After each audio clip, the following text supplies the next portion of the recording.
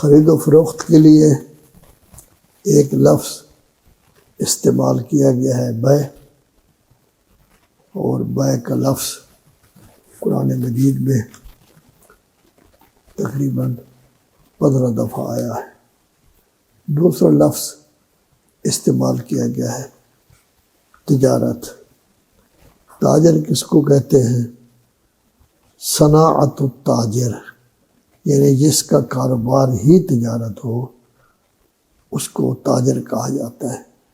خرید و فروخت تو آدمی کرتا ہے ویسے ہی، لیکن کاروبار نہیں اس کا۔ جیسے آپ ضرورت کے لیے کوئی چیز خرید کرتے ہیں، لیکن تاجر اس کو کہیں گے جس کا کاروبار ہی تجارت ہو۔ مصطفی صاحب کہتے ہیں کہ تجارت ہر وہ معاملہ کہ جس میں مقصود ربح ہو، کہ مجھے فائدہ ہو، تو بیچنا ہو تب بھی تجارت، خریدنا ہو تب بھی تجارت۔ بعض اوقات تجارت معنوی طریقے پر بھی استعمال ہوا ہے، اور بعض اوقات مادی طریقے پر۔ مادی طریقے پر جیسے سورہ نور میں ہے لا تلہیہم تجارت ولا بیع عن ذکر اللہ، کہ عام طور پر تجارت اور خرید و فروخت ان کو اللہ کے ذکر سے غافل نہیں کرتی، بلکہ جب اللہ کے ذکر کا ٹائم ہوتا ہے وہ اللہ کا ذکر کرتے ہیں، جب خرید و فروخت کا ٹائم ہوتا ہے وہ۔ کچھ لوگ گڑبڑ ہیں، جیسے وہ لوگ جو نماز جمعہ میں شریک ہیں، رسول اعظم صلی اللہ علیہ وآلہ وسلم جیسی شخصیت نماز جمعہ کا قیام ہو رہا ہے۔ وَإِذَا رَأَوْا تِجَارَةً وَلَهْوًا انفَضُّوا إِلَيْهَا وَتَرَكُوكَ قَائِمًا قُلْ مَا عِندَ اللَّهِ خَيْرٌ مِّنَ اللَّهْوِ وَمِنَ التِّجَارَةِ وَاللَّهُ خَيْرُ الرَّازِقِينَ۔ بعض اوقات تجارت معنوی معنی میں بھی استعمال ہوتی ہے، جیسے سورہ صف میں ہے هل ادلکم علی تجارت تنجیکم من عذاب علیم، کیا میں آپ کی راہبری کروں اس تجارت کی طرف جس کی وجہ سے آپ عذاب علیم سے بچ جائیں؟ وہ یہ ہے کہ ایمان لائیں، جہاد کریں، یہ کریں، یہ ساری چیزیں۔ یرجونا تجارت لن تبورا، وہ ایسی تجارت کر رہے ہیں جس میں کبھی بھی نقصان نہیں۔ وہ کیا ہے؟ اعمال، کہ اعمال تجارت کر رہے ہیں، عام طور پر 10 گنا ثواب مل جاتا ہے، اور ماہ رمضان میں 70 گنا مل جاتا ہے۔ جتنا خلوص بڑھتا جائے اتنا ثواب بڑھتا جاتا ہے۔ سورہ فاطر۔ اور بعض اوقات تجارت نقصان دہ بھی ہوتی ہے، جیسے الذین اشتروا الضلالۃ بالہدی فما ربحت تجارتہم، ہدایت کے بجائے ان لوگوں نے گمراہی کو خریدی ہے، ان کی تجارت کو کوئی فائدہ نہیں ہوگا۔ تو قرآن مجید میں تجارت کے لحاظ سے کئی آیات ہیں جن میں تجارت کو ذکر کیا گیا ہے۔ سب سے اہم چیز تجارت میں ان تراضٍ منکم، دونوں اپنی رضامندی سے تجارت کریں، کوئی ان کو مجبور نہ کرے تجارت پر، یہ شرط بہت زیادہ ضروری ہے۔ ایک تجارت ہوتی ہے جس کو کہتے ہیں تجارتاً حاضرہ، وہ یہ ہے آپ گئے ہیں چینی لینے گئے، ہاں جی کتنے پیسے کیے؟ اتنے پیسے کیے، پیسے دے دیے، چینی لے لیا۔ نمک لینے گئے ہیں، یہ تجارت حاضرہ ہے، روزمرہ کی تجارت ہے، روزمرہ کی چیزیں آپ خرید کرتے ہیں۔ الا ان تکون تجارتاً حاضرتاً تدیرونہا بینکم، یہ سورہ بقرہ ہے، تو اس میں عام طور پر یہ تجارت ہے، اس کو کہتے ہیں یدن بیدن، پیسے دے رہے ہیں آپ اور وہ چیز آپ خرید کر رہے ہیں۔ اس کا لکھنا بھی زیادہ ضروری نہیں، اپنے طور پر اپنا حساب رکھنا چاہیں تو کر سکتے ہیں، لیکن لکھنا ویسے ضروری نہیں ہے۔ اس واسطے کہ کوئی نقد آپ دے رہے ہیں، آپ یہ نہیں ہے تاکہ کل کو آپ کا اور اس کا اختلاف ہو کہ آپ نے پیسے دیے ہیں نہیں دیے، اتنا دن ہو گئے ہیں کیوں نہیں دیے۔ یہ نقدن بنقدن، یہ ضحاک کا قول ہے۔ دوسری آیت میں ذکر کیا گیا ہے کہ تجارت ہو عن تراض منکم لا تاکلوا اموالکم بینکم بالباطل الا ان تکون تجارتا عن تراض منکم، کسی کو مجبور کیا جائے کہ کوئی چیز بیچے، یہ نہیں حکومت مجبور کرے یا کوئی امیر آدمی مجبور کرے یا کسی کو تنگ کیا جائے کہ یہ کام کرو، یا جیسے غلط کار لوگ کبھی کسی عورت کے ساتھ تعلق ہو جاتا ہے تو اس کو مجبور کرتے ہیں بھی تو طلاق دے دے، تو یہ مجبوری والے نہیں، جتنا کام تجارت میں ہے وہ ترازن منکم جو ہے وہ ہونا چاہیے۔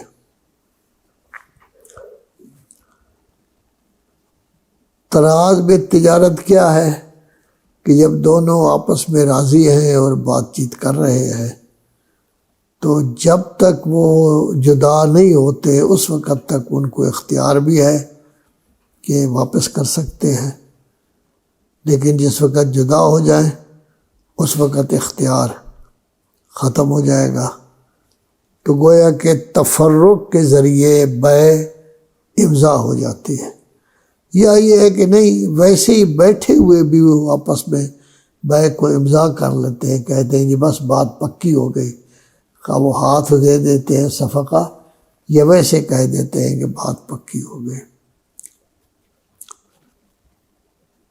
تو گویا کہ اس میں یہی ہوتا ہے کہ اب بیع جو ہے وہ ہو گئی ہے، تو جس جگہ معاوضہ ہو وہ ہے تجارت، جس جگہ معاوضہ نہیں بلکہ ثواب ہو وہ بھی تجارت ہے، لیکن اس تجارت کو تجارت کیا کہیں گے؟ معنوی کہیں گے۔ اگر کوئی آدمی ہبہ کر رہا ہے، صدقہ کر رہا ہے، وصیت کر رہا ہے، کسی کی ضیافت کر رہا ہے تو یہ بھی تجارت ہے، لیکن یہ تجارت معنوی ہو جائے گی، ثواب کے لیے ہے، لیکن پیسے لے کر اگر تجارت کر رہا ہے تو وہ تجارت مادی ہو جائے گی۔ تو ایک تو تجارت حاضرہ ہو تو یہ روٹین کی تجارت ہے، تجارت میں ضروری تراز ہے۔ تیسری آیت ہے کہ قل ان کان آباؤکم و ابناؤکم و اخوانکم و ازواجکم و عشیرتکم و اموال اقترفتموها و تجارت تخشون کسادها و مساکن ترضونها احب الیکم من اللہ و رسولہ و جہاد فی سبیلہ فتربصوا حتی یأتی امر اللہ، کہ انسان کو چاہیے کہ اپنے آباء اجداد بھائی وغیرہ تجارت کوٹھی یہ چیزیں اللہ اور رسول سے زیادہ محبوب نہ ہوں۔ اگر اللہ اور رسول سے یہ زیادہ محبوب ہیں تو اللہ کے عذاب کا انتظار کرے، پھر یہ انسان اپنی جگہ پر اچھا نہیں ہے۔ تو گویا تجارت کی بھی انسان کو ضرورت ہوتی ہے، صبح صبح آدمی چلا جاتا ہے، عام طور پر ڈیوٹی 8 گھنٹے کی ہوتی ہے، لیکن وہ 10 12 گھنٹے 14 گھنٹے مغرب تک بیٹھا رہتا ہے، تو ظاہر ہے کہ کام کر رہا ہے، تو یہ کام کرے وسعت رزق کے لیے، لیکن اللہ اور رسول سے یہ کام اس کو زیادہ محبوب نہ ہو۔ اگر اللہ اور رسول کے احکام کو اس کام کی وجہ سے چھوڑ دیتا ہے تو پھر فتربصوا حتی یأتی امر اللہ، عذاب الہی کی گویا کہ۔ اب یہ تجارت تخشون کسادہ عام طور پر واضح ہے کہ اس سے مراد ہے کہ دکان ہے، کاروبار ہے، کمپنی ہے، فیکٹری ہے، اس میں بیٹھا ہوا ہے، لیکن مولوی صاحبان نے اس کے بارے میں جو ہے وہ کافی روایات ذکر کی ہیں۔ ابن عطیہ کہتا ہے کہ یہ تجارت سے مراد ہے کہ بیٹیاں بیٹھی ہوئی ہیں، ان کی تزویج نہیں ہو رہی۔ ماوردی صاحب کہتے ہیں کہ مال ناقص ہو گیا ہے، اس کی قیمت پوری طرح نہیں لگ رہی، ایک صاحب کہتے ہیں بیٹی جو ہے وہ بیوہ ہو گئی ہے، اب اس کی شادی نہیں ہو رہی۔ تو بہرحال یہ اپنی طرف چیزیں ہیں، اصل تو تجارت سے مراد وہی تجارت ہے کہ تخشون کسادہا، کہ آپ کو خیال ہے کہ گاہک کا اور موت کا کوئی پتہ نہیں ہوتا، مجھے دکان پر ہر صورت میں بیٹھے رہنا چاہیے تاکہ ایسا نہ ہو کہ گاہک آئے واپس ہو جائے، اگر واپس ہو جائے گا تو ہو سکتا ہے پھر بعد میں وہ آئے ہی نہ۔ تو اللہ کہتا ہے نہیں، وقت پر تجارت کرو، وقت پر اللہ کا کام کرو۔ جیسے مسلم مسجد کے نیچے ایک دکان تھی حضرات کی، تو وہ نماز کے لیے باقاعدہ پون گھنٹہ وقفہ کر دیتے تھے۔ باقی دکانیں کھلی ہوئی ہیں لیکن سب سے زیادہ دکان ان کی چلتی تھی، 5% وہ لوگوں کو فائدہ پہنچاتے تھے، وہاں قطار لگی ہوئی ہوتی تھی اور باقی جگہ اکا دکا لوگ ہوتے تھے۔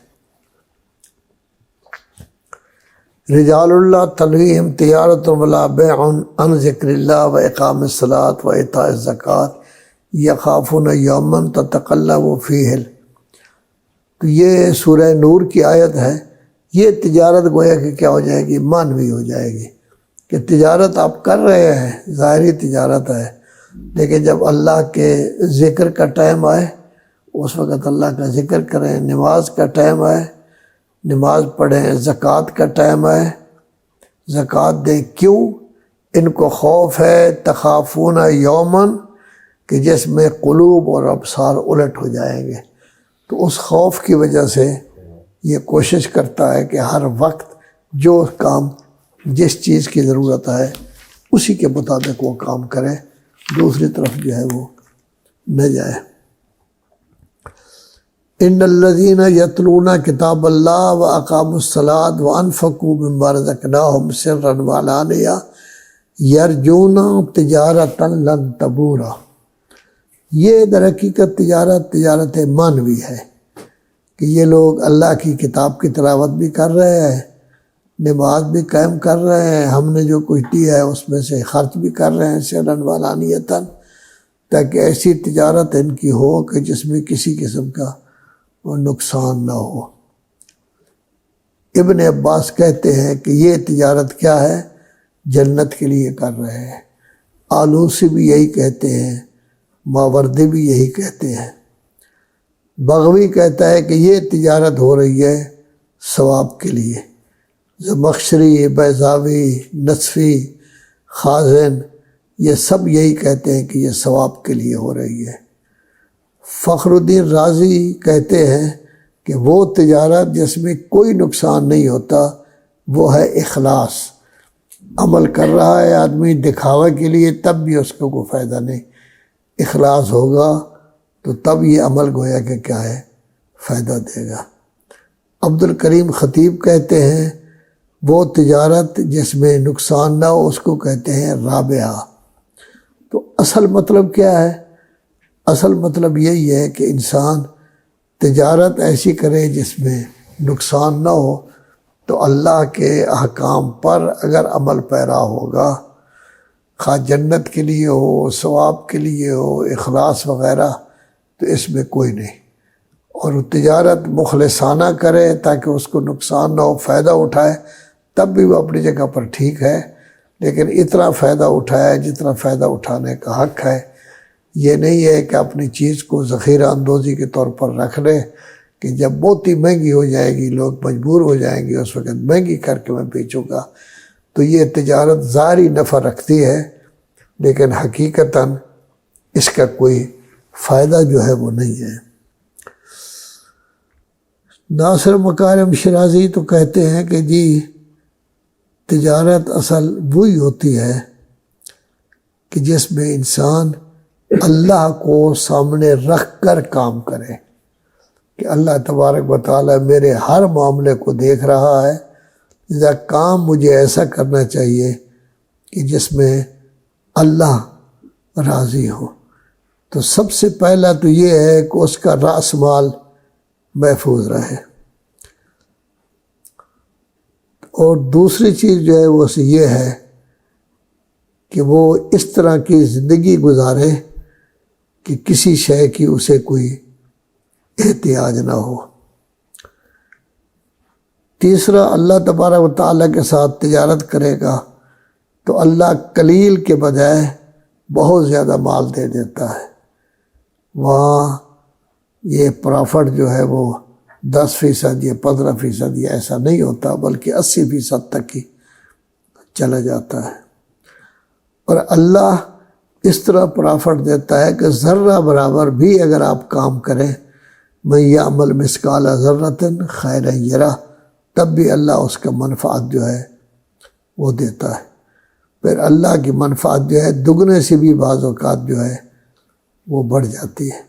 صرف یہ نہیں ہوتا کہ اللہ زیادہ منفعت دیتا ہے، بلکہ اللہ کہتا ہے یہ منفعت بھی آپ کو دے رہا ہوں، اور اس کے بعد وَيَزِيدُهُم مِّن فَضْلِهِ، اللہ کے فضل سے اور بھی گویا کہ کیا ہو جائے گا، اضافہ۔ لذا تجارت معنوی ہو تب بھی اللہ تبارک و تعالیٰ کو سامنے رکھے، اور اگر تجارت معنوی نہیں ہے، مادی ہے، تب بھی اللہ تبارک و تعالیٰ کو اپنے سامنے رکھے۔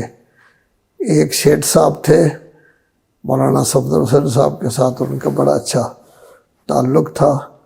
مولانا صفدر حسین صاحب اور 2-3 آدمی کراچی گئے تھے، تو 8-10 دن انہوں نے دورہ کیا، کسی آدمی نے ان کو کچھ بھی نہیں دیا۔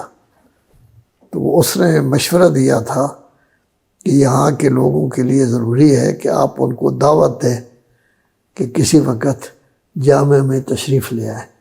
وہ جامعہ میں آئیں گے، آپ کا جامعہ دیکھیں گے، آپ کے طالب علم دیکھیں گے، مولوی صاحبان کو دیکھیں گے، 2-4 گھنٹے رہیں گے، وہاں کام کو دیکھیں گے، تب یہ لوگ کو کام کرتے ہیں وہ۔ پھر مولانا صاحب نے اسی طرح کیا، کچھ لوگ آئے بھی تھے، پھر انہوں نے بہرحال کچھ جزوی مدد بھی کی تھی۔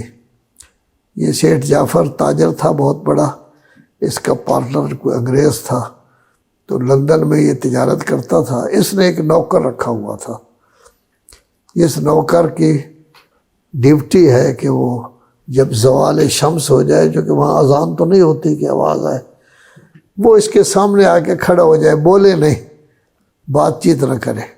ہو سکتا ہے وہ بات کر رہا ہے کسی کے ساتھ، میٹنگ ہو رہی ہے، کوئی لکھ رہا ہے کوئی چیز، اس کو ڈسٹرب نہ کرے، خاموشی سے کھڑا ہو جائے۔ ہو سکتا ہے کہ 2-4 سیکنڈ کے بعد اوپر سر کرے گا تو دیکھ لے گا، دیکھ لینا کافی ہے۔ دیکھ لینے کا مطلب یہ ہے کہ پتہ چل گیا ہے کہ اس کو زوال ہو گیا ہے۔ تو اسی طرح وہ جرمنی کے کسی تاجر کے ساتھ معاہدہ ہو رہا تھا، تو وہ آ گیا، اسی طرح اس نے جب دیکھا ہے فوراً کھڑا ہو گیا کہ میں جا رہا ہوں۔ اس کا پارٹنر کہنے لگا ابھی دستخط کرنے ہیں، 4-5 منٹ لگیں گے، اس نے پھر جرمنی چلا جانا ہے، اس کی پرواز ہے۔ لیکن اس نے کہا نہیں میں جا رہا ہوں۔ تو 1 ہفتے کے بعد وہ دوبارہ واپس آیا جو اس کے ساتھ معاہدہ کر رہا تھا جرمنی سے۔ اس نے آ کے پہلا کام یہی پوچھا کہ آپ چلے کیوں گئے تھے؟ کہنے لگے جی میری عبادت کا ٹائم ہو گیا تھا۔ آپ کون ہیں؟ میں مسلمان ہوں۔ اس نے کہا جی میرے ڈھیر سارے مسلمان دوست ہیں، میں نے آج تک اس پورے عرصے میں کبھی نہیں دیکھا کہ کوئی آدمی اٹھ کھڑا ہو صرف اس لیے کہ میری عبادت کا ٹائم ہے۔ تو اس نے کہا مولا علی کا فرمان ہے کہ اصل مسلمان وہ ہے جو اول وقت میں اللہ کی عبادت کرے۔ مولا علی کے علاوہ 2 اور اماموں کا بھی فرمان ہے۔ بہرحال اس کا نتیجہ یہ نکلا کہ بات چیت ہوتی رہی، آتا رہا۔ 6-7 مہینے کے بعد وہ، اس کی بیوی، ایک بیٹا اور ایک بیٹی، یہی اولاد تھی، یہ مسلمان ہو گئے صرف اس عمل کو، اس کردار کو دیکھ کر۔ لذا اللہ فرما رہا ہے تجارت کرو، یہ تجارت مادی ہو تب بھی اللہ کو سامنے رکھو، اور اگر یہ تجارت جو ہے وہ معنوی ہو تب بھی اللہ تبارک و تعالیٰ کو سامنے رکھو۔ جتنا اخلاص ہوگا اسی کے مطابق کامیابی ہوگی۔